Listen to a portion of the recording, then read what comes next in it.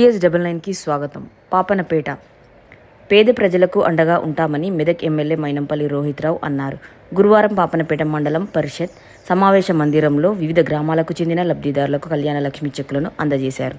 ఉచిత విద్యుత్ బస్సు ప్రయాణము, రైతులకు రుణమాఫీ కాంగ్రెస్ ప్రభుత్వంతోనే సాధ్యపడిందని అన్నారు. 10 ఏళ్ల క్రితం కాంగ్రెస్ ప్రభుత్వంలో పేదలకు ఇండ్లు, నేడు మళ్లీ కాంగ్రెస్ ప్రభుత్వం కొలువు తీరాక ఇందిరమ్మ ఇండ్లు పేద ప్రజలకు అందిస్తున్నామని అన్నారు. అన్ని రంగాల్లో రాష్ట్రం అభివృద్ధి సాధించేందుకు తమ ప్రభుత్వం నిరంతరం పనిచేస్తుందని అన్నారు. ఈ కార్యక్రమంలో తహసీల్దార్ సతీష్ కుమార్, సర్పంచ్లు ఫారం అధ్యక్షులు వెంకటేశం, కాంగ్రెస్ పార్టీ మండల అధ్యక్షుడు నరేందర్ గౌడ్, సర్పంచ్లు పావని గౌడ్, పద్మ రమేష్, శ్రీధర్, శేఖర్, ప్రభాకర్ రెడ్డి, మల్లప్ప, కలీం గౌస్, కిష్టయ్య, శివయ్య, భూమన్న, బాబర్, సూఫీ తదితరులు ఉన్నారు.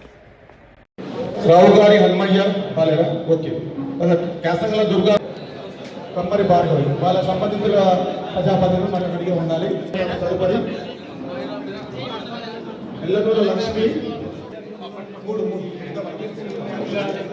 ఈ కార్యక్రమానికి చేసిన వేదిక మీద ఉన్నటువంటి పాపనపేట మండల్ ముఖ్య నాయకులకు, స్థానిక సర్పంచ్ గారికి, నా మండల కుటుంబేరున మనస్ఫూర్తిగా హృదయపూర్వకంగా నమస్కారం తెలియజేసుకుంటా ఉన్నాను. మెదక్ మున్సిపల్ వైస్ చైర్మన్ గారు ఎందుకంటే నిలబడరు, మీరు నిలబడితే మా గౌరవం పోతుంది. ఇక్కడ ఉన్నది కనీసం ఇంతకుముందు 10 ఏళ్ళు ఉంటే ఇంతకుముందు ఉన్న ముఖ్యమంత్రి కనీసం ఒక్కసారి కూడా మన ఆలయానికి రాలే, మనం పట్టించుకోలేదు. మరి అట్లాంటిది మన కాంగ్రెస్ ప్రభుత్వం వచ్చిన వెంటనే మరి బ్రహ్మాండంగా మన గౌరవ ముఖ్యమంత్రి గారిని తీసుకొని వచ్చి ఇవాళ